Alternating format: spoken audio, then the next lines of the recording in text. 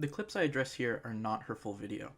Although I think my selections fairly represent her argument, I'll link her video in the description in case anyone thinks I'm biased.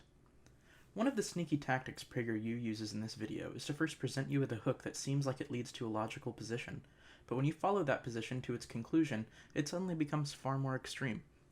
I don't want to be as sneaky, so I'll be a little bit more upfront with my thesis. PragerU fucking sucks. I'm Lepinobi with Prager University to give you my take on Juneteenth. Now, usually I would say you should attack someone's ideas before you attack them personally, but I found a PragerU article when I googled her name that piqued my interest. It claims she was raised in a far-left household and firmly held those beliefs until she got older. I think this bit from the article speaks for itself. She never questioned the narrative, until she discovered the racism she thought she was fighting against was being perpetuated by her side. Within the organization she worked for, she heard blatant racism against white people. As a half-black, half-white young woman, she recognized half of herself and half of her family was hated and unwelcomed by the left. She could not support that position and now actively speaks out on issues such as victim culture. We are bringing back segregation in this country, she concluded. People will sell it to you that we are doing it in a positive manner, but it perpetuates the same racist narrative that they are trying to run away from. So it's not clear that this is someone who has abandoned her ideals for profit, as people change their minds all the time, but the argument could certainly be made.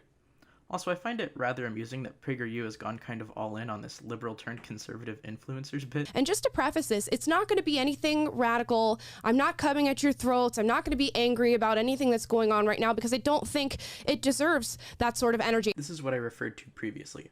She attempts to open calmly by telling you that her take is not radical.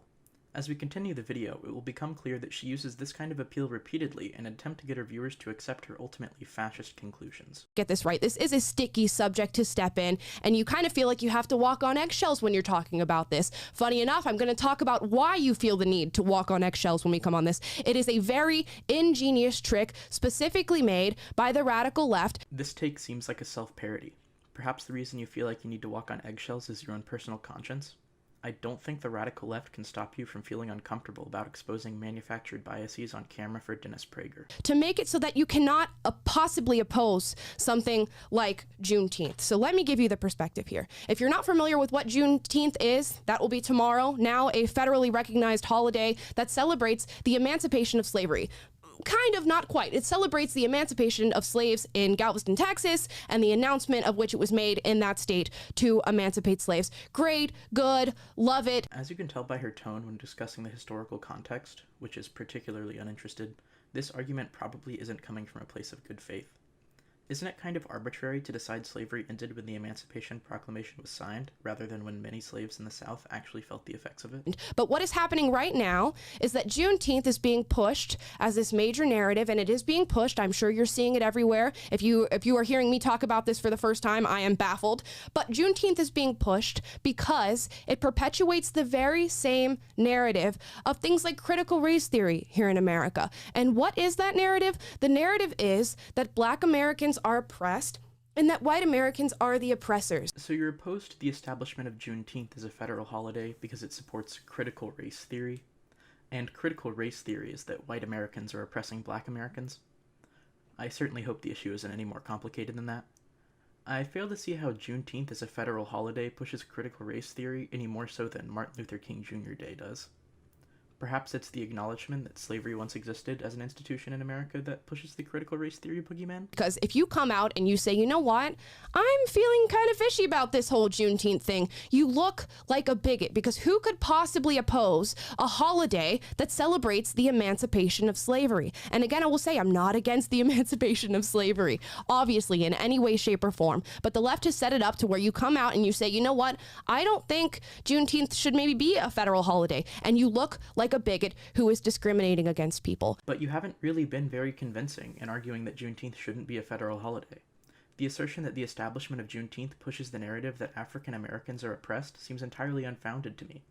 I think the reason that someone suggests you are a bigot for holding that position is because you haven't examined it critically, and it is backed up purely by ideology. So why is Juneteenth, or the premise of celebrating the emancipation of slavery, a problem? Again, it's because we push this narrative that white is bad, they're oppressive, and Black people are victims. Wow, this is even worse than it was the first time. Excellent summary of your argument here. Juneteenth bad because it says white people bad. I'm afraid there's not a lot of substance there. And what Juneteenth aims to do as a federal holiday is to ascribe characteristics to people based on race. It perpetuates a narrative that Black people in this country are oppressed and that we still have systems that are systemically racist and that are founded on white supremacy in this country. Okay, this sounds like pure conjecture. How does it suggest any of those things? The argument that Juneteenth ascribes people racial characteristics is laughable, honestly. It's entirely unfounded. How does that even make sense? I thought the right's narrative was that America's struggle with race was an external one it was constantly forced to overcome. So couldn't you just celebrate that conquest? Of course not, because your opposition to Juneteenth is based on power and solely intended to get racists riled up. And you have to beg the question, what has Juneteenth accomplished for anybody now that it's a federal holiday? You get a day off of work. Well, this year it's a Saturday. Maybe next year you get a day off of work. But what does it really do? What has it accomplished for the Black community in particular? Because this is supposed to be a celebration specifically for the Black community. Nothing.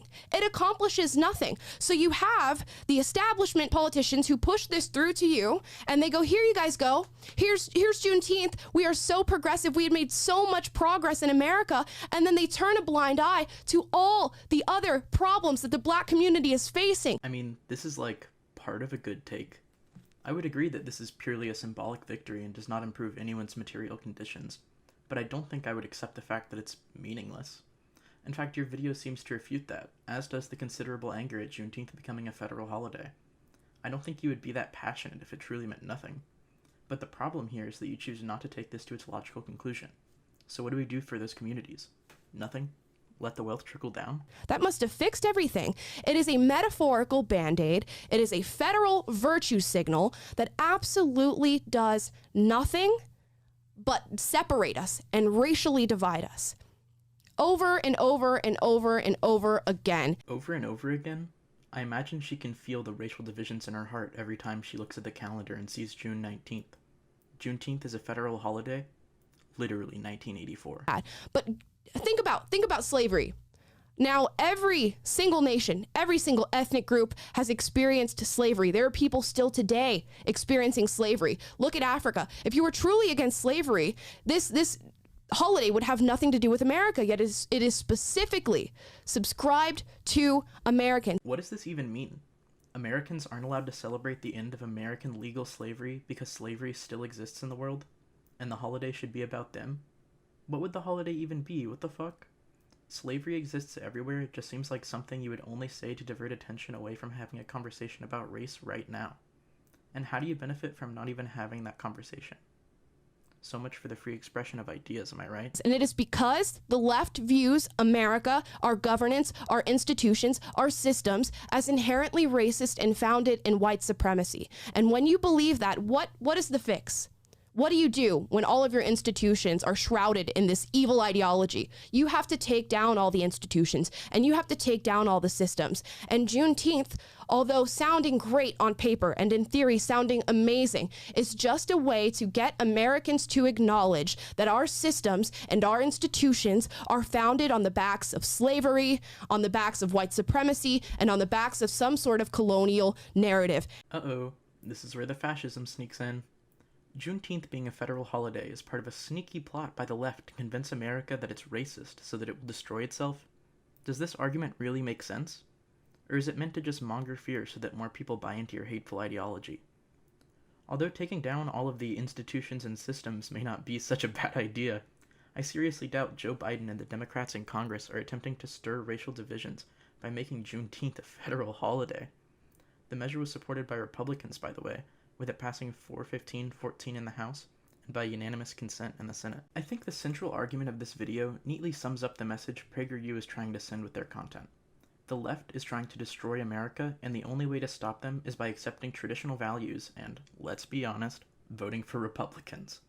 She literally says there's nothing else you can do but oppose Juneteenth because the radical left is using it to destroy America.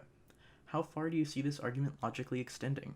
What actions are truly unconscionable when your entire way of life is at threat, even if that threat is only an extra day off of work? Thank you for watching. Have a nice day.